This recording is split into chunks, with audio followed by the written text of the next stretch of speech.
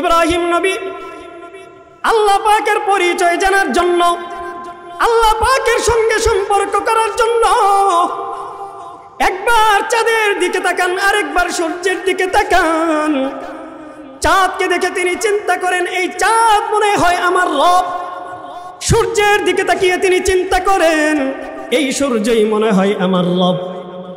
কিন্তু তিনি দিন শেষে চিন্তা করেন এই চাঁদ আমার রব নয়, এই সূর্য আমার রব নয়, বরং আমার রব হবেন তিনি যিনি চাঁদকে সৃষ্টি করেছেন, সূর্যকে সৃষ্টি করেছেন। আল্লাহ পাক রব্বুল আলামিন বলেন আমি কোনো কিছুই অনর্থক সৃষ্টি করি নাই। দুনিয়া নিয়ে গবেষণা করেন, দুনিয়া নিয়ে চিন্তা করেন, কিন্তু দুনিয়া নিয়ে যখন গবেষণা করব তখন আমার উদ্দেশ্য যেন হয় আমি এই গবেষণার মাধ্যমে আমার মাওলার পরিচয় লাভ করব। মাওলার পরিচয় লাভ করা যেন আমার মৌলিক মাকসাদ হয়, উদ্দেশ্য হয়, অন্যথায় পথভ্রষ্ট হওয়ার আশঙ্কা থাকে। আল্লাহ তাআলা আল্লাহর হাবিব বলেন তাফাক্কারু ফি খালকিল্লাহ ওয়ালা তাতাফাক্কারু ফিল্লাহ। আল্লাহর সৃষ্টি নিয়ে গবেষণা করো, আল্লাহ তাআলাকে নিয়ে গবেষণা করার কোনো দরকার নাই। মানুষ যখন মাওলাকে নিয়ে গবেষণা করে অনেক সময় নাস্তিক হয়ে যাওয়ার আশঙ্কাটাই বেশি থাকে। আল্লাহর হাত কেমন, আল্লাহর পা কেমন, আল্লাহ কেমনে চলে, আল্লাহ কোথায় বসে, আল্লাহর কুরসিটা কেমন, আল্লাহ তাআলা কেমনে কথা বলে, আল্লাহ তাআলা কেমনে শুনে, আল্লাহ তাআলা কেমনে দেখে, আল্লাহ তাআলার চোখটা কেমন, কোথায় চোখ, এই ধরনের গবেষণা করতে গিয়ে অনেক সময় দেখা যায় মানুষ আস্তিকের চাইতে নাস্তিকই বেশি হয়। এই কারণে আল্লাহর হাবিব বলেন আল্লাহকে নিয়ে চিন্তা করা দরকার নাই। আল্লাহ তাআলা যেমন তেমন, লাইসা কামিসলিহি শাই। আল্লাহ তাআলা দুনিয়ার কোনো মানুষের মতো নন, দুনিয়ার কোনো মাখলুকের মতো নন। আল্লাহ তাআলা নিজের মতোই, তিনি যেমন তেমন, বাস এইটুকুই। আল্লাহ তাআলা যেমন তেমন, আল্লাহ তাআলার বাড়তি কোনো গবেষণার প্রয়োজন নাই আল্লাহকে নিয়ে। তবে আল্লাহর পরিচয় যদি তুমি পাইতে চাও তাহলে আল্লাহ তাআলা দুনিয়ার মধ্যে যা সৃষ্টি করেছেন এই সৃষ্টি নিয়ে গবেষণা করো, দেখবা এই সৃষ্টিগুলো তোমাকে আমার মাওলা পর্যন্ত পৌঁছে দিবে। সর্বপ্রথম রব্বে কাবার দরবারে কালিমাতুশ শুকর আদায় করছি, যিনি আমাদেরকে দয়া করেছেন, মায়া করেছেন, মোহাব্বত করেছেন, ভালোবেসেছেন। আল্লাহ পাক রব্বুল আলামিন যাকে দয়া করেন, যার প্রতি তিনি ইহসান করেন, ভালোবাসেন, তাকেই তার উত্তম কাজ করার জন্য তৌফিক দান করেন। আল্লাহ তাআলা যেহেতু আমাদেরকে আজকের এই মাহফিলে, কোরআন ও সুন্নাহর এই মাহফিলে, উলামায়ে কেরামের এই মাহফিলে আসার বসার তৌফিক দান করেছেন, বোঝা যাচ্ছে আল্লাহ পাক আমাদেরকে কবুল করেছেন, আল্লাহ পাক আমাদেরকে মোহাব্বত করেছেন, ভালোবেসেছেন। ঠিক কি ঠিক না? এই কারণে আল্লাহ তাআলার দরবারে শুকরিয়া আদায় করা দরকার আছে কিনা? আল্লাহ পাকের দরবারে সকলে অন্তরের অন্তঃস্থল থেকে কালিমাতুশ শুকর আদায় করি আলহামদুলিল্লাহ। আর একটু জোরে আওয়াজ দিয়ে কালিমাতুশ শুকর আদায় করি আলহামদুলিল্লাহ। আল্লাহ পাক রব্বুল আলামিন আমাদেরকে দয়া করেছেন, আল্লাহ পাক আমাদেরকে বহু নিয়ামতে ধন্য করেছেন। আল্লাহ তাআলা যেই পরিমাণ নিয়ামত তার বান্দাদেরকে দান করেছেন, বান্দা যদি এই সমস্ত নিয়ামতের শুকরিয়া আদায় করে কিয়ামত পর্যন্ত শুকরিয়া আদায় করতে থাকবে, এরপরেও এই নিয়ামতের শুকরিয়া আদায় করে শেষ করা সম্ভব না। আল্লাহ এত বেশি নিয়ামত তার বান্দাকে দান করেছেন। শুধু তাই নয়, এই নিয়ামতগুলো যদি আমরা গণনা করতে থাকি তাহলে আমাদের জীবনের হায়াতের জিন্দেগি শেষ হয়ে যাবে।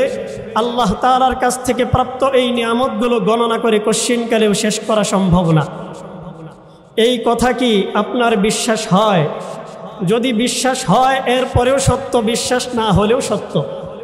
কারণ কথাটা আমি বলি না, কথাটা বলেন আল্লাহ। কথাটা কে বলেন? আল্লাহ। আল্লাহ পাক রব্বুল আলামিন পবিত্র কুরআনুল কারীমে ইরশাদ করেন, সূরাত ইব্রাহিম সূরাতুন নাহল এই 2 সূরার মধ্যে আল্লাহ তাআলা বলেছেন, ওয়া ইন তাউদ্দু নি'মাতাল্লাহি লা তুহসুহা, আমি তোমাদেরকে যেই পরিমাণ নিয়ামত দান করেছি, তোমরা যদি এই নিয়ামতগুলো গণনা করতে থাকো, কশ্চিনকালেও গণনা করে শেষ করা সম্ভব না। সুবহানাল্লাহ।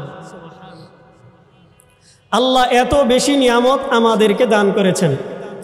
আমাদের মাথা থেকে পা পর্যন্ত নিয়ামত, মাথা থেকে পা পর্যন্ত প্রত্যেকটা অঙ্গ, প্রত্যেকটা অংশ আমাদের জন্য নিয়ামত।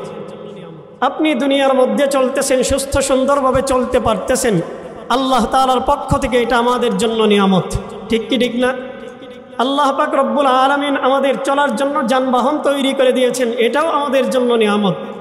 আমরা আমাদের পরিবেশ পারিপার্শ্বিকতার দিকে যদি তাকাই, তাহলে যেখানে যা দেখতে পাবো এই সব কিছুই হচ্ছে আল্লাহ পাকের পক্ষ থেকে আমাদের জন্য দান করা অত্যন্ত গুরুত্বপূর্ণ নিয়ামত। এই কারণে এই সমস্ত নিয়ামতগুলোকে সামনে রেখে যদি আমরা আল্লাহ তাআলার কৃতজ্ঞতা আদায় করি, শুকরিয়া আদায় করি, শেষ করা সম্ভব না। এই কারণে জবান খুলে আরো একবার আমি সকলের জবান থেকে শুনতে চাই, আল্লাহ পাকের শানে, আল্লাহ পাকের মহাব্বতে, রব্বে কাবার ভালোবাসায় সকলে চিৎকার দিয়ে বলি আলহামদুলিল্লাহ। আমি আপনাদের সামনে পবিত্র কুরআনুল কারীমের সূরাত আলে ইমরানের একখানা আয়াত কারীমা তিলাওয়াত করেছি। 194 নম্বর আয়াতে কারীমা আপনাদের সামনে তিলাওয়াত করেছি। এই আয়াত সম্পর্কে কিছু আলোচনা করব, তার আগে কিছু কথা। আল্লাহ পাক রব্বুল আলামিন আমার তিলাওয়াতকৃত এই আয়াত 194 নম্বর সূরাত আলে ইমরান, এর আগে 189 নম্বর আয়াত থেকে নিয়ে 193 নম্বর আয়াত পর্যন্ত এই পুরাটা জায়গার মধ্যে আল্লাহ তাআলা তার বান্দাদেরকে লক্ষ্য করে দুনিয়ার মধ্যে যে তিনি বান্দাদেরকে পাঠাইলেন, এই বান্দাগুলো দুনিয়াতে আসার পর আল্লাহ তাআলার পক্ষ থেকে কি পরিমাণ নিয়ামত প্রাপ্ত হচ্ছে এই বিষয়ে কিছু আলোচনা করেছেন এবং তার প্রিয় বান্দাদের কিছু পরিচয় তুলে ধরেছেন, যে দুনিয়াতে যাওয়ার পর আল্লাহ তাআলার প্রিয় বান্দা কারা হবে, এই বান্দাদের পরিচয় মাওলা কুরআনুল কারীমের এই জায়গাগুলোর মধ্যে তুলে ধরেছেন। তো আমরা আমার তিলাওয়াতকৃত এই আয়াতের উপর আলোচনার পূর্বে সূরাত আলে ইমরানের 189 নম্বর আয়াত থেকে নিয়ে সামান্য কিছু তর্জমা করব, বিস্তারিত আলোচনা না, সামান্য কিছু তর্জমা করব। আল্লাহ পাক রব্বুল আলামিন সূরাত আলে ইমরানের 189 নম্বর আয়াতে বলেন, ইন্না ফি খালকিস সামাওয়াতি ওয়াল আরদি ওয়াখতিলাফিল লাইলি ওয়ান নাহার ওয়াখতিলাফিল লাইলি ওয়ান নাহারি লাআয়াতিন লিউলিল আলবাব।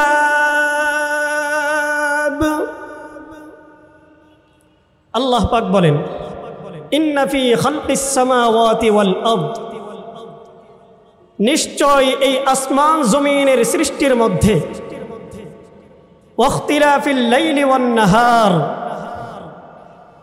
এবং রাত্র দিনের পালা পরিবর্তনের মধ্যে,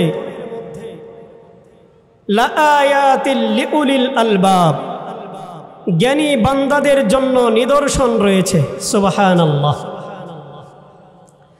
আসমান জমিনের সৃষ্টির মধ্যে এবং রাত্র দিনের পালা পরিবর্তনের মধ্যে আল্লাহ তাআলা বলেন জ্ঞানী বান্দাদের জন্য নিদর্শন রয়েছে। আমরা যদি আসমান জমিনের সৃষ্টির দিকে তাকাই তাহলে বহু নিদর্শন দেখতে পারব। এই নিদর্শনগুলো আমাদেরকে আমাদের মাওলার সঙ্গে পরিচয় করিয়ে দিবে। হযরত ইব্রাহিম খলিলুল্লাহ আলাইহিস সালাতু ওয়াস সালাম আল্লাহর পরিচয় জানার জন্য, আল্লাহকে চেনার জন্য তিনি আসমানের দিকে তাকান। আসমানের মধ্যে যখন চন্দ্র উদিত হয়, ইব্রাহিম নবী বলেন এটাই মনে হয় আমার মাবুদ হবে। যখন চন্দ্র দিনের আলোয় মলিন হয়ে যায় চন্দ্রের আলো। চন্দ্র যখন দিনের বেলা গায়েব হয়ে যায়, ইব্রাহিম আলাইহিস সালাতু ওয়াস সালাম বলেন, না, এটা তো আমার প্রভু হতে পারে না। আমার প্রভু তো হবেন তিনি যিনি সর্বদা, সব সময়, সর্ব জায়গায়, সর্বাবস্থায় থাকবেন। আমার প্রভু কখনো গায়েব হবেন না, চলে যাবেন না, আমাদেরকে একা ছেড়ে, আমার রব কখনো আমাদেরকে ছেড়ে চলে যাবেন না। ইব্রাহিম নবী এবার দিনের বেলায় দেখেন আকাশের মধ্যে সূর্য উঠেছে। তিনি চিন্তা করেন, মনে হয় এই সূর্যটাই আমার রব। রাতের বেলায় যখন তিনি দেখতে পান সূর্যটা আর নাই, চলে গেছে, এবার তিনি বুঝতে পারলেন সূর্যও আমার রব নয়। ফালাম্মা রাআ আশ-শামসা বাযিগাতান ক্বালা হাযা রাব্বি হাযা আকবার। তিনি বলছিলেন যে চাঁদ যখন উঠছে, চাঁদটা তো ছিল ছোট, আর সূর্য যখন উঠছে সূর্যটা অনেক বড়। এবার বলতেছেন হাযা রাব্বি হাযা আকবার, এটাই মনে হয় আমার রব, কারণ এটা অনেক বড়। যখন সূর্য চলে যায় ইব্রাহিম নবী বলেন, না, এটা আমার রব নয়, বরং আমার রব হচ্ছেন তিনি যিনি চন্দ্রকে সৃষ্টি করেছেন, যিনি সূর্যকে সৃষ্টি করেছেন। এই চন্দ্র সূর্য এই যে পালা পরিবর্তনের মাধ্যমে একবার চন্দ্র উদিত হয়, রাতের বেলায় চন্দ্র ওঠে আর দিনের বেলায় সূর্য ওঠে, এই যে চন্দ্র সূর্যের পালা পরিবর্তনের মাধ্যমে দুনিয়ার মধ্যে একবার রাত্র হয়, একবার দিন হয়। দিনের আলোয় আমরা সারা দুনিয়ার মধ্যে আমরা নিজেদেরকে সুন্দরভাবে জাস্টিফাই করতে পারি, দুনিয়ার মধ্যে আমরা নিজেদেরকে দেখতে পারি, দুনিয়ার কত চাকচিক্য আমাদের চোখের সামনে ভেসে ওঠে চন্দ্রের আলোয় আলোকিত হয়ে। যখন রাতের বেলায় চন্দ্রটা ওঠে, তখন আমরা আর এই আলোটা পাই না যেই পরিমাণ আলো সূর্যের আলো দিনের বেলায় দিয়ে থাকে। তো তিনি এই চন্দ্র সূর্যের বিষয় নিয়ে যখন চিন্তা করেন, তখন ভাবেন যে না, আসলেও এইগুলো আমার রব হতে পারে না, আমার রব তো হবেন তিনি যিনি এইগুলোকে সৃষ্টি করেছেন। ইব্রাহিম নবী আল্লাহ পাকের পরিচয় জানার জন্য, আল্লাহ পাকের সঙ্গে সম্পর্ক করার জন্য একবার চাঁদের দিকে তাকান, আরেকবার সূর্যের দিকে তাকান। চাঁদকে দেখে তিনি চিন্তা করেন, এই চাঁদ মনে হয় আমার রব। সূর্যের দিকে তাকিয়ে তিনি চিন্তা করেন, এই সূর্যই মনে হয় আমার রব। কিন্তু তিনি দিন শেষে চিন্তা করেন, এই চাঁদ আমার রব নয়, এই সূর্য আমার রব নয়, বরং আমার রব হবেন তিনি যিনি চাঁদকে সৃষ্টি করেছেন, সূর্যকে সৃষ্টি করেছেন। আল্লাহ পাক রব্বুল আলামিন বলেন, এই চাঁদকে আমি সৃষ্টি করেছি, সূর্যকে আমি সৃষ্টি করেছি। ওহে দুনিয়ার মানুষ, তোমরা যেন এই চাঁদের দ্বারা তোমরা উপকার লাভ করতে পারো, চাঁদের মাধ্যমে যেন তোমরা রাতের বেলায় ঝাপসা ঝাপসা হোক আর যেমনই হোক তোমরা পথটা দেখতে পারো। সূর্যের আলোয় যেন তোমরা আলোকিত হয়ে দুনিয়ার মধ্যে সাধারণভাবে জীবন যাপন করতে পারো। তোমাদের যেন কোনো চলাফেরার মধ্যে সমস্যা না হয়, চলাফেরার মধ্যে যেন কোনো ধরনের বাধা বিপত্তির সম্মুখীন হওয়া না লাগে। আল্লাহ পাক রব্বুল আলামিন এই চাঁদকে আমাদের জন্য সৃষ্টি করেছেন, সূর্যকে আমাদের জন্য সৃষ্টি করে দিয়েছেন। এবং আমার মাওলা ঘোষণা করে দিয়েছেন, এই চাঁদের সৃষ্টির মধ্যে আমি তোমাদের জন্য নিদর্শন রেখে দিয়েছি, সূর্যের সৃষ্টির মধ্যে তোমাদের জন্য আমি নিদর্শন রেখে দিয়েছি। চাঁদের সৃষ্টির দিকে তাকিয়ে তুমি আমি মাওলাকে চিনতে পারবা, সূর্যের সৃষ্টির দিকে তাকিয়ে তুমি আমি মাওলাকে চিনতে পারবা। তুমি চাঁদ এবং সূর্যকে নিয়ে যখন গবেষণা করবা, মাওলার সঙ্গে তোমার সম্পর্ক গাঢ় হবে, তৈরি হবে, মাওলার সঙ্গে তোমার সম্পর্ক মজবুত হবে, মাওলার সঙ্গে তোমার সম্পর্কটা পাকাপোক্ত হয়ে যাবে। এই চাঁদটা আল্লাহ সৃষ্টি করলেন আমার জন্য, সূর্যকে সৃষ্টি করলেন আমার জন্য। আল্লাহ পাক বলেন, ইন্না ফি খালকিস সামাওয়াতি ওয়াল আরদ ওয়া ইখতিলাফিল লাইলি ওয়ান নাহার ওয়া ইখতিলাফিল লাইলি ওয়ান নাহারি লাআয়াতিন লিউলিল আলবাব। আল্লাহ পাক বলেন, এই চাঁদ এবং সূর্যের সৃষ্টি, এই যে দুনিয়ার মধ্যে দিবারাত্রির পালা পরিবর্তন, এই সব কিছুর মধ্যে রয়েছে আমার জ্ঞানী বান্দাদের জন্য অনেক নিদর্শন। আল্লাহ পাক পরের আয়াতের মধ্যেই পরিচয় দিচ্ছেন। আল্লাহ পাক বলেন আমার জ্ঞানী বান্দা কারা? আল্লাযীনা ইয়াযকুরুনাল্লাহা কিয়ামান ওয়া কুউদা। আমার জ্ঞানী বান্দা হলো তারা আল্লাযীনা ইয়াযকুরুনাল্লাহা কিয়ামা, যারা দাঁড়ানো অবস্থায় আল্লাহ তাআলার জিকির করে। দাঁড়ানো অবস্থায় কার জিকির করে? কার জিকির করে? দাঁড়ানো অবস্থায় আল্লাহর জিকির করে। আল্লাযীনা ইয়াযকুরুনাল্লাহা কিয়ামা, যারা দাঁড়ানো অবস্থায় আমি মাওলার জিকির করে। ওয়া কুউদা, এবং বসা অবস্থায় আমি মাওলার জিকির করে। ওয়া আলা জুনুবিহিম, এবং শোয়া অবস্থায় ঘুমিয়ে যাওয়ার আগে, ঘুমিয়ে যাওয়ার পর, ঘুম থেকে যখন সে জাগ্রত হয় তখন আমার বান্দা আমার জিকির করে। যেই বান্দা আমি মাওলার জিকিরের মধ্যে তার সব সময় কাটিয়ে দেয়, সব সময় আমি মাওলার জিকিরের মধ্যে তার সময় কেটে যায়, আল্লাহ তাআলা বলেন আমার এই বান্দা হলো আমার প্রিয় বান্দা। الذين يذكرون الله قياما وقعودا وعلى جنوبهم ويتفكرون في خلق السماوات والأرض। আল্লাহ তাআলা বলেন আমার প্রিয় বান্দা, আমার জ্ঞানী বান্দা হলো তারা যারা এই দুনিয়ার সমস্ত সৃষ্টি নিয়ে চিন্তা ভাবনা করে।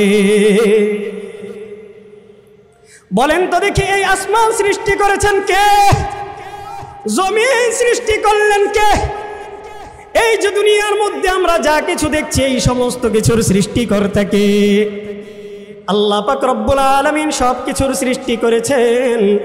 দুনিয়ার মধ্যে কোনো কিছু এমনি এমনি হয়ে যায় না।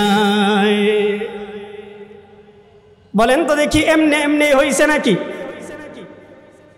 যদি আমি আপনাকে বলি এই যে মাইক, এই যে আমার সামনে মাউথ আছে, এই মাউথের মাধ্যমে মাইকের মধ্যে আওয়াজ পৌঁছে যাচ্ছে, এই মাউথের মাধ্যমে যখন আওয়াজটা মাইকের মধ্যে যায় তখন এই আওয়াজটা অনেক দূর দূরান্ত পর্যন্ত পৌঁছে যায়।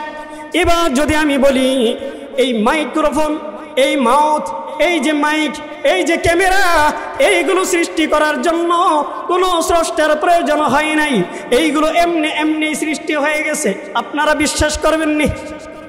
করবেন? আমি যদি বলি এই যে আমি মাথার মধ্যে টুপি দিছি, পরনের মধ্যে আমার জামা, এইগুলো এমনি এমনি হয়ে গেছে, কোনো দর্জির প্রয়োজন হয় নাই, বিশ্বাস করবেন? এই যে আমি চেয়ারের মধ্যে বসছি, এই চেয়ারটা তৈরি করার জন্য কোনো মিস্ত্রির প্রয়োজন হয় নাই, এইগুলো এমনি এমনি সৃষ্টি হয়ে গেছে, বিশ্বাস করবেন? বিশ্বাস করবেন? যদি এই সমস্ত সাধারণ আসবাব কোনো মালিক ছাড়া, কোনো যান্ত্রিক ছাড়া, কোনো মিস্ত্রি ছাড়া, কোনো ধরনের স্রষ্টা ছাড়া তৈরি হতে না পারে, তাহলে এই যে আসমান, সপ্তম আসমান, সাতটা আসমান আল্লাহ পাক কোনো ধরনের খুঁটি ছাড়া এক কালিমার ভিত্তির উপর আসমানটাকে দাঁড় করিয়ে রেখেছেন। বলেন তো দেখি এবার যদি কেউ বলে এই দুনিয়া সৃষ্টি করার পিছনে কোনো স্রষ্টা নাই, তাহলে এই কথা আপনারা মানবেন? চিৎকার দিয়ে বলেন মানবেন? যদি কেউ বলে মানতে যদি বাধ্য করে তাহলে মানবেন? যদি বাধ্য করে মানবেন? আল্লাহর কসম করে বলি এই যে আসমান, এই যে জমিন, এই সব কিছু কোনো স্রষ্টা ছাড়া তৈরি হতে পারে না, কোনো স্রষ্টা ছাড়া সৃষ্টি হতে পারে না। এই সবের সৃষ্টিকর্তা হলেন কে? আরো আওয়াজ দিয়ে বলেন কে? আল্লাহ পাক সৃষ্টি করেছেন। আল্লাহ তাআলার সৃষ্টি নিয়ে চিন্তা করুন, আল্লাহ তাআলার সৃষ্টি নিয়ে গবেষণা করুন। আল্লাহ পাক রব্বুল আলামিন কত চমৎকার ভাবে আমাদের শরীরটাকে সাজাইছেন। আল্লাহ তাআলা যেই জায়গার মধ্যে যেই অঙ্গটাকে ফিট করা দরকার তিনি ওই জায়গার মধ্যে সেই অঙ্গটাকে ফিট করে দিয়েছেন। তো আল্লাহ তাআলা বলতেছেন আমার জ্ঞানী বান্দা হলো তারা আল্লাযীনা ইয়াযকুরুনাল্লাহা কিয়ামা জ্ঞানী বান্দা হচ্ছে তারা যারা দাঁড়ানো অবস্থায় আল্লাহর জিকির করে, বসা অবস্থায় আল্লাহর জিকির করে, শোয়া অবস্থায় আল্লাহর জিকির করে, সর্বাবস্থায় আল্লাহর জিকির করে।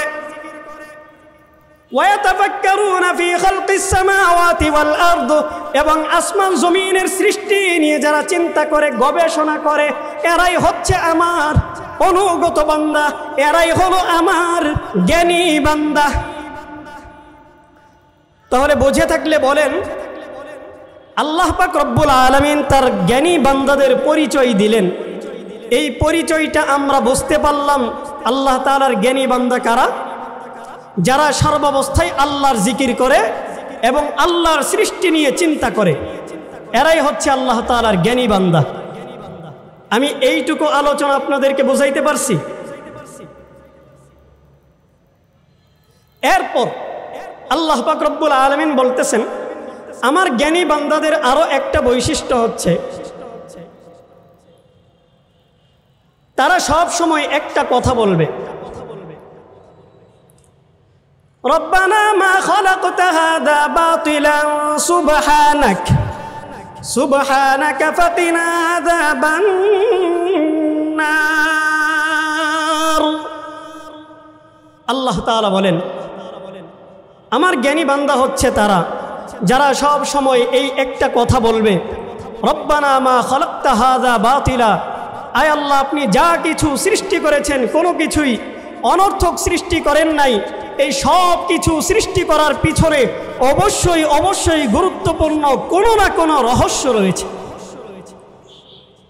বলেন তো দেখি, আল্লাহ তাআলা দুনিয়ার মধ্যে যা কিছু সৃষ্টি করছেন এইগুলো কি অনর্থক সৃষ্টি করছেন নাকি আমাদের উপকারের জন্যই সৃষ্টি করছেন?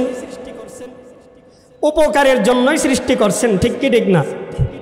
আল্লাহ তাআলা পবিত্র কোরআনুল কারীমের অপর জায়গায় সূরাতুল মুমিনুন 18 নম্বর পারায় আল্লাহ পাক ইরশাদ করেন, আফাহাসিবতুম আন্নামা খালাকনাকুম আবাসা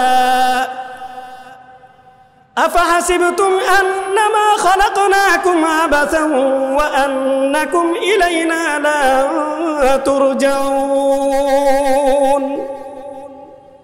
আল্লাহ পাক রব্বুল আলামিন তার বান্দাকে লক্ষ্য করে বলেন, আফাহাসিবতুম, তোমার কি ধারণা, আন্নামা খালাকনাকুম আবাসা, আল্লাহ তাআলা কি তোমাদেরকে এমনি এমনি সৃষ্টি করছে নাকি? আমি আপনাদেরকে জিজ্ঞাসা করতে চাই, বলেন তো দেখি, আল্লাহ কি আমাদেরকে এমনি এমনি সৃষ্টি করছেননি? এমনি এমনি সৃষ্টি করেন নাই। আল্লাহ তাআলা যা কিছু সৃষ্টি করছেন এই সব কিছু সৃষ্টি করার পিছনে অবশ্যই অবশ্যই কোনো না কোনো ভালো কারণ আছে। সাপ মানুষকে দংশন করে, করে কি করে না? এখন আপনি বলতে পারেন, আল্লাহ কেন সাপটাকে সৃষ্টি করলো? এই সাপ আমার ক্ষতি করে, এই সাপ আমাকে দংশন করে, সাপ মানুষের জীবন বরবাদ করে। তাহলে এই সাপটাকে কেন আল্লাহ সৃষ্টি করলেন? সাপটাকে তো সৃষ্টি না করলেও পারতেন। আপনি কি এই প্রশ্ন করবেন? আরে না, আল্লাহ তো সাপটাকেও এমনি সৃষ্টি করেন নাই। এমন তো অনেক সময় হয়, আল্লাহ যখন তার বান্দার অনুগত কোনো মাখলুককে বানিয়ে দেন, আল্লাহ চাইলে এই সাপটাকেও তার বান্দার অনুগামী বানাইতে পারেন কিনা? পারেন কি পারেন না? এক বুজুর্গের ঘটনা, ওই বুজুর্গকে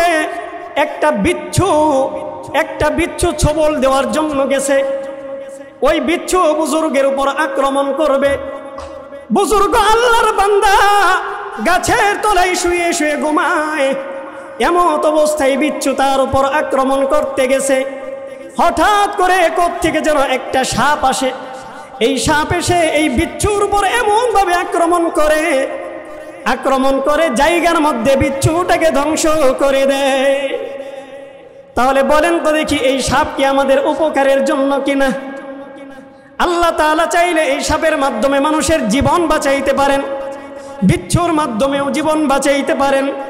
আল্লাহ তাআলা চাইলে এই কুকুরের মাধ্যমেও আল্লাহ তাআলা এই বান্দার জন্য উপকার করতে পারেন কি পারেন না? কুকুরের মাধ্যমেও বান্দার ঘরের মধ্যে পাহারা দেওয়াইতেছেন, বাড়ির চৌসীমানার মধ্যে কুকুর পাহারাদারি করতেছে। এমন হয় কি হয় না? বিড়ালকে আল্লাহ কেন সৃষ্টি করলেন? এটাকেও আল্লাহ তাআলা সৃষ্টি করলেন তার বান্দার উপকারের জন্য, ক্ষতির জন্য নয়।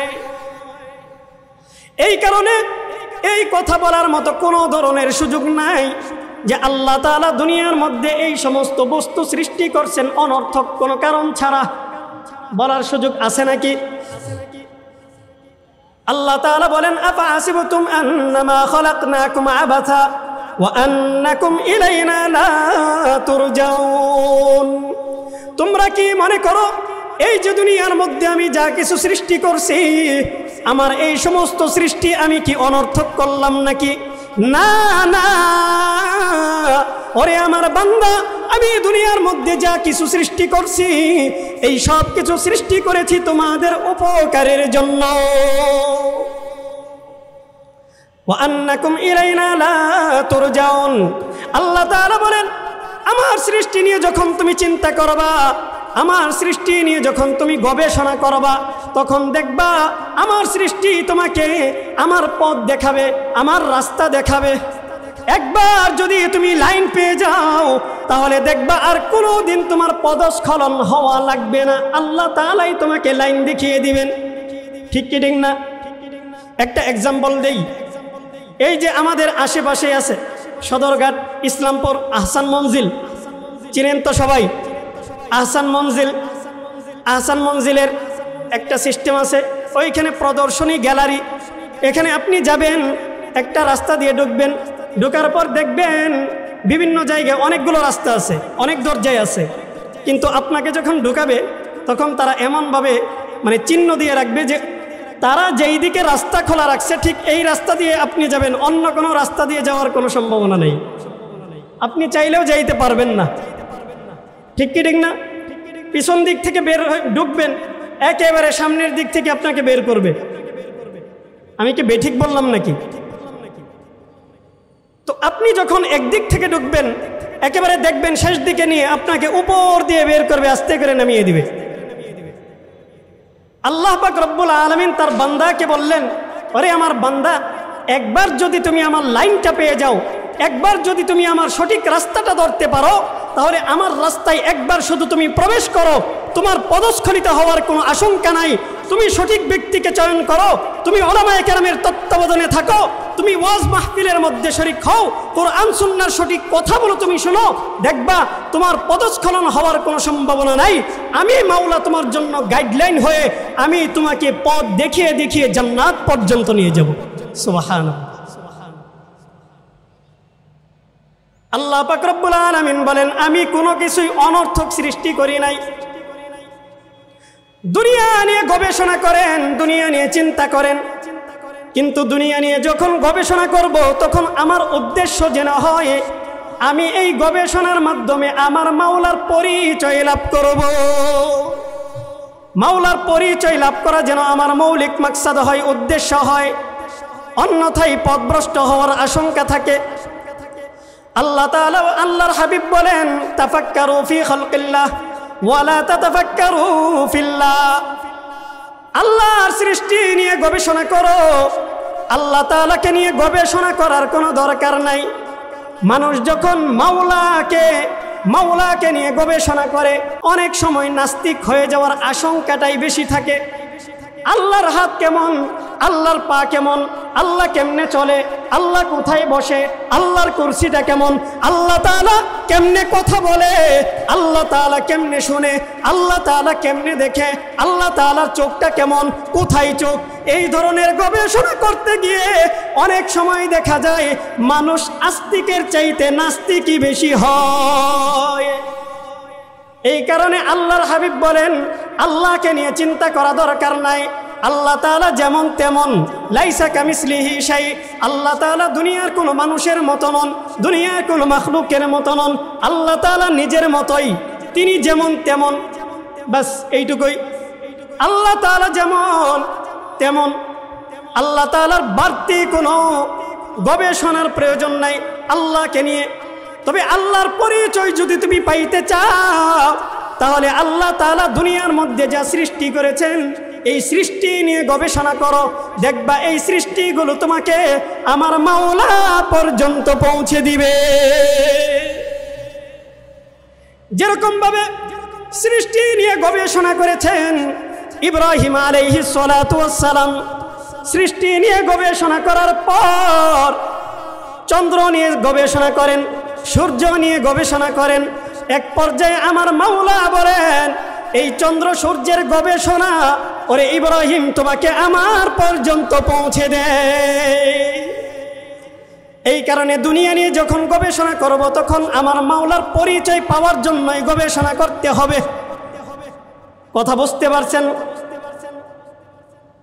রব্বানা মা খালাকতা হাযা বাতিলা সুবহানাকা ফাকিনা আযাবান নার।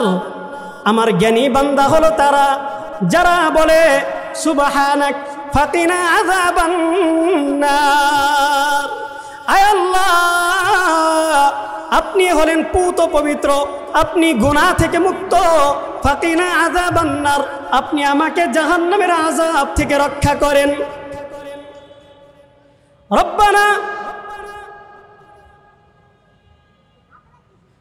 রব্বানা ইন্নাকা মান তুদখিলিন নার ফাকাদ আখযাইতাহ। আল্লাহ পাক রব্বুল আলামিন বলেন, আমার জ্ঞানী বান্দা হলো তারা যারা বলে ইন্নাকা মান তুদখিলিন নার ফাকাদ আখযাইতাহ।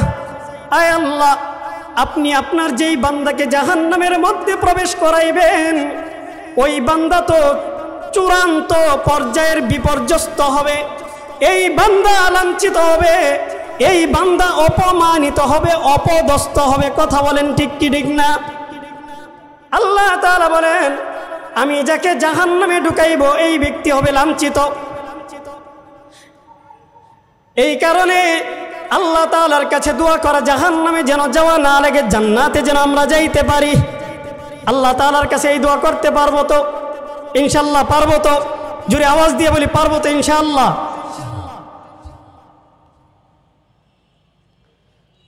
রব্বানা ইন্নাকা মান তুদখিলিন নার ফাকাদ আখযাইতাহ ওয়া মা লিয-যালিমিনা মিন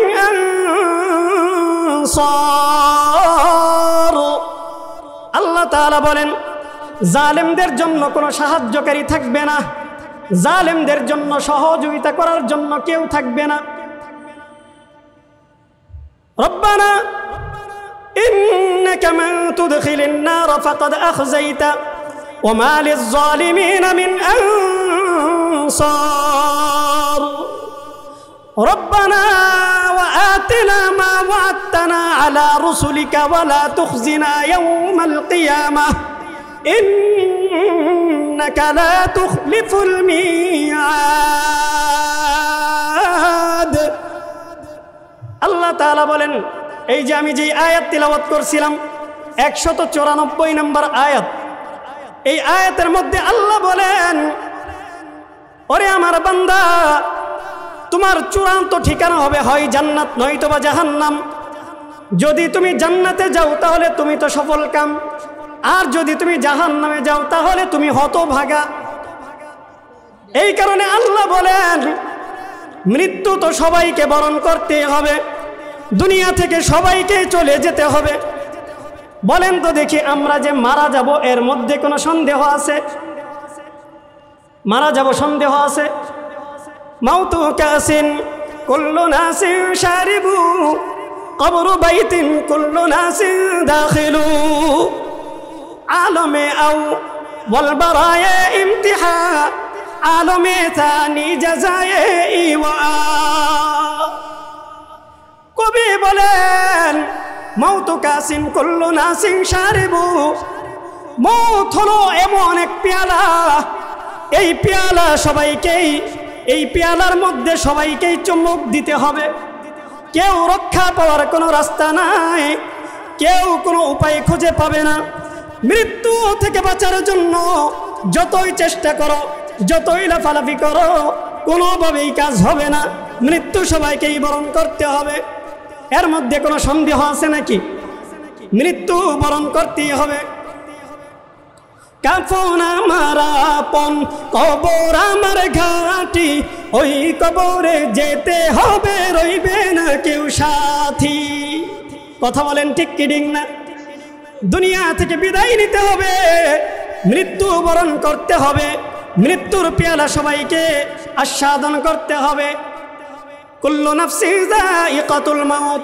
আল্লাহ তাআলা কোরআনের কয়েক জায়গার মধ্যেই বলছেন, যারাই দুনিয়ার মধ্যে একবার আসছে তাদেরকে অবশ্যই দুনিয়া থেকে বিদায় নিতে হবে। আল্লাহ তাআলা বলেন, বান্দা দুনিয়া থেকে তো অবশ্যই তুমি বিদায় গ্রহণ করবা, তার আগে তোমাকে আমি একটা কথা বলি, পয়গম্বরের মাধ্যমে আমি তোমার কাছে একটা মেসেজ পৌঁছে দিতে চাই। তুমি যে দুনিয়া থেকে বিদায় গ্রহণ করবা, দুনিয়া থেকে বিদায় গ্রহণ করার পূর্বে তোমাকে অবশ্যই মৃত্যুর জন্য প্রস্তুতি গ্রহণ করতে হবে। শুধু তাই নয়, মৃত্যুর পর তোমার জন্য ঠিকানা হবে হয় জান্নাত নয়তোবা জাহান্নাম। যদি জান্নাতে যাও তাহলে তো সফল কাম, আর যদি জাহান্নামে যাও তাহলে তোমার মতো হতভাগা দুনিয়ার মধ্যে আর কেউ নাই। বলেন ঠিক কি ঠিক না? এই কারণে আমার মাওলা বলেন, মৃত্যুর পর তুমি যখন কিয়ামতের ময়দানে আল্লাহ তাআলার সামনে দাঁড়াইবা, তখন যেন তোমাকে কোনোভাবেই অপমানিত হওয়া না লাগে, অপদস্থ হওয়া না লাগে, লাঞ্ছিত হওয়া না লাগে। এই জন্য আমার মাওলা আমাকে একটা দোয়া শিখাইয়া দেন। এই দোয়াটা সবাই জানেননি, এই দোয়াটা আমি সবাইকে জানাবো, জানবেন তো ইনশাআল্লাহ। আল্লাহ তাআলা বলেন, মৃত্যুর পর যেন তোমার কোনো ধরনের লাঞ্ছনার শিকার হওয়া না লাগে, অপমানের শিকার হওয়া না লাগে, অপদস্থ হওয়া না লাগে। কিয়ামতের ময়দানে তোমাকে যেন লাঞ্ছনার শিকার হওয়া না লাগে। এই জন্য তোমার জন্য আমি যেই দোয়াটা ফিক্সড করেছি, এই দোয়াটা তুমি জেনে নাও।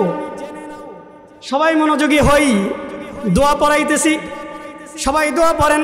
রব্বানা রব্বানা ওয়া আতিনা মা ওয়া'আদতানা আলা রুসুলিক ওয়া লা তুখজিনা ইয়াউমাল কিয়ামাহ। আল্লাহ তাআলা বলেন, তোমার যেন কিয়ামতের ময়দানে লাঞ্ছিত হওয়া না লাগে, এই জন্য তুমি আল্লাহর কাছে দোয়া করো, রব্বানা ওয়া আতিনা মা ওয়া'আদতানা আলা রুসুলিক। আয় আল্লাহ, আপনি আপনার পয়গম্বরের মাধ্যমে আমাদের জন্য যেই জান্নাতের ওয়াদা করেছেন, ওই জান্নাতটা আপনি আমাদেরকে দান করেন। ওয়ালা তুখজিনা ইয়াউমাল কিয়ামাহ। কিয়ামতের ময়দানে আপনি লক্ষ লক্ষ পয়গম্বরদের সামনে, কোটি কোটি উম্মতের সামনে আল্লাহ আপনি আমাদেরকে কোনোভাবেই লাঞ্ছিত করিয়েন না। ওয়ালা তুখজিনা ইয়াউমাল কিয়ামাহ। এই দোয়া করো, লা তুখজিনা ইয়াউমাল কিয়ামাহ। আল্লাহ তাআলার কাছে এই দোয়া করো। এতক্ষণ যে আলোচনা করলাম, এই আলোচনা থেকে আমি আপনাদের সামনে এই কথাটাই বুঝাইতে চাইলাম যে মৃত্যুবরণ করতে হবে, আল্লাহ তাআলার কাঠগড়ায় দাঁড়াতে হবে, কিয়ামত সংগঠিত হবে। কিয়ামতের ময়দানে আল্লাহ তাআলার সামনে সবাইকেই দাঁড়াইতে হবে, ঠিক কি ঠিক না? দাঁড়াইতে হবে কিনা? কিয়ামত যে হবে এর মধ্যে কারো কোনো ধরনের ডাউট আছে, সন্দেহ আছে? যদি সন্দেহ করেন তাহলে ঈমান থাকবে না। কথা ক্লিয়ার নাকি ভেজাল আছে? কথা ক্লিয়ার নাকি ভেজাল আছে? কিয়ামতের ময়দানে যে দাঁড়াতে হবে, আল্লাহ তাআলার সামনে দাঁড়াতে হবে, আল্লাহ তাআলার কাঠগড়ায় দাঁড়াতে হবে, আল্লাহ তাআলা আমাদের বিচার করবেন। এই কথা সত্য, দিবালোকের নেই সত্য।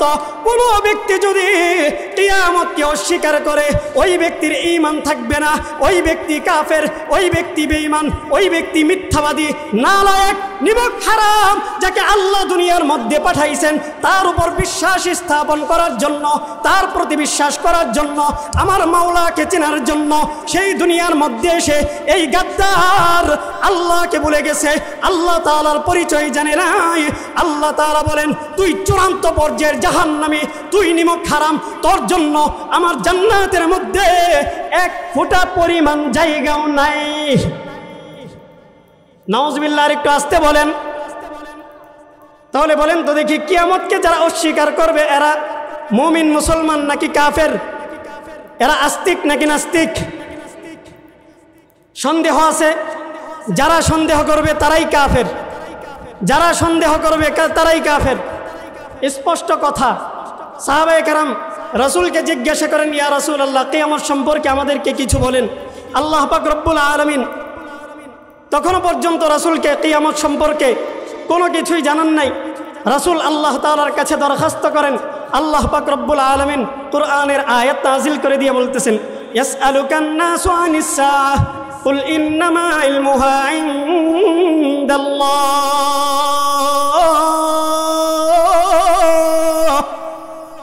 আল্লাহ পাক রব্বুল আলামিন বলেন, আমার বান্দারা আপনাকে জিজ্ঞাসা করে কিয়ামত সম্পর্কে, আপনি তাদেরকে বলে দিন কিয়ামতের জ্ঞান একমাত্র আল্লাহ তাআলার কাছে আছে, আল্লাহ ছাড়া অন্য কারো কাছে কিয়ামতের জ্ঞান নাই। তাহলে বলেন তো দেখি, কিয়ামত সম্পর্কে আল্লাহ ছাড়া আর কেউ জানে? এখন আপনি কিছুই জানেন না, তার মানে কি আপনি কিয়ামতকে বিশ্বাস করবেন না? কিয়ামতকে বিশ্বাস করবেন না? আল্লাহ তাআলাই জানেন কিয়ামতের জ্ঞান একমাত্র আল্লাহর কাছে, এছাড়া আর কেউ কিয়ামত সম্পর্কে জানে না। কুরআনুল কারীমের অন্যত্র আল্লাহ বলেন, ইন্নাস সাআতা লাআতিয়াতুল লা রাইবা ফিহা, কিয়ামত যে আসবে এর মধ্যে বিন্দুমাত্র কোনো সন্দেহ নাই, কোনো ধরনের শুভ সংশয় নাই। কিয়ামত অবশ্যই অবশ্যই আসবে। শুধু তাই নয়, আল্লাহ তাআলা অন্যত্র বলেন, ইন্নাল্লাহা ইনদাহু ইলমুস সাআহ ওয়া ইউনাজ্জিলুল গায়স ওয়া ইয়ালামু মা ফিল আরহাম। আল্লাহ তাআলা এই আয়াতের মধ্যে 5টা বিষয় সম্পর্কে বলেছেন। এই 5 বিষয় সম্পর্কে বলতে গিয়ে আল্লাহ তাআলা বলেন যে 5 বিষয়ের জ্ঞান আল্লাহ ছাড়া দুনিয়ার অন্য কারো কাছে নাই। এর মধ্যে 1 নাম্বার, আল্লাহ তাআলা যাদের কথা বললেন সেটা হচ্ছে, যেই জিনিসের কথা আল্লাহ বললেন সেটা হলো কিয়ামত। কিয়ামতের জ্ঞান আল্লাহ ছাড়া অন্য কারো কাছে নাই। কথা বুঝাইতে পারলাম তো? কিয়ামত সম্পর্কে আল্লাহ তাআলা ছাড়া অন্য কেউ জানে না। অতএব আমি যেহেতু কিয়ামত সম্পর্কে জানি না, কবে হবে, কোথায় কিভাবে হবে না হবে কিয়ামত, এই কথা যেহেতু আমরা জানি না, কিয়ামতের সঠিক ডেটও আমরা জানি না, তারিখ কত হবে, তো আমাদের স্পষ্ট কথা, কিয়ামত সম্পর্কে আমরা জানি আর না জানি, কোরআন হাদিসের মাধ্যমে যতটুকু আমরা জেনেছি ওইটুকুই আমরা মানব, ওইটুকুই জানবো, ওইটুকুর ওপর আমরা বিশ্বাস স্থাপন করব। কথা বলেন ঠিক কি ঠিক না?